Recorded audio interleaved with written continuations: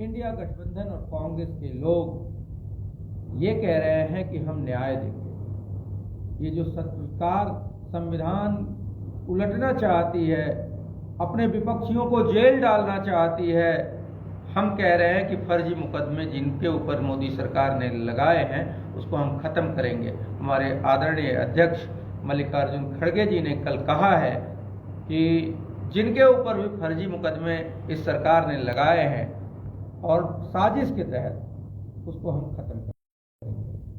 हम बात कर रहे हैं 30 लाख जो पद खाली हैं उनको तत्काल भरने की। हम बात कर रहे हैं पहली नौकरी पक्की, हर उस शिक्षित युवा को 1 लाख रुपए साल का देने की, जिससे वो अप्रेंटिस कर लेगा तो उसको रोजगार के बेहतर अवसर मिलेंगे। हम बात कर रहे हैं महालक्ष्मी योजना की, जो गरीब महिलाओं को 1 लाख रुपए सालाना देंगे, 8,500 रुपए महीने, जिससे वो अपने बच्चों का भरण पोषण कर पाएगी, घर आसानी से खुशहाली से चला पाएगी। हम बात कर रहे हैं किसानों के कर्ज माफी की। एक तरफ जहां मोदी जी 16 लाख करोड़ रुपए अपने 10 कारोबारी मित्रों का माफ करते हैं, हम कह रहे हैं कि हम किसानों का कर्जा माफ करेंगे। हम बात कर रहे हैं कि स्वामीनाथन आयोग के सिफारिशों के आधार पे किसानों का एमएसपी की गारंटी का कानून हम बनाएंगे।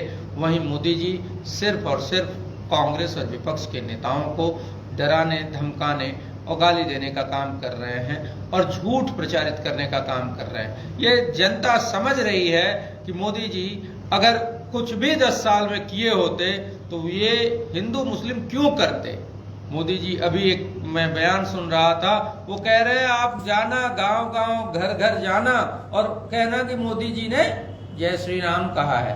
हम भी जय श्री राम कह रहे हैं, लेकिन हम उन गरीबों के हक की बात कर रहे हैं, उन गरीब किसानों के युवाओं बच्चों को नौकरी देने की बात कर रहे हैं, सस्ती शिक्षा, सस्ता स्वास्थ्य देने की बात कर रहे हैं। हमने राजस्थान में सस्ती शिक्षा, 500 का गैस सिलेंडर, मुफ्त इलाज, ये सब किया।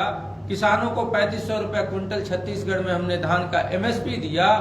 ये हम ऑलरेडी कर चुके हैं और देश दुनिया में ये बात प्रचारित हो चुकी है कि मोदी जी जो बोलते हैं वो सिर्फ झूठ और जुमला होता है और राहुल गांधी जो बोलते हैं वो जरूर पूरा करते हैं। इसलिए आप सभी से ये अपील है कि एकजुट हों, आप अपने अधिकारों के लिए एकजुट होइए, अपने बच्चों के भविष्य के लिए एकजुट होइए और इस अहंकारी सरकार को सत्ता से उखाड़ फेंकिए। जय हिंद।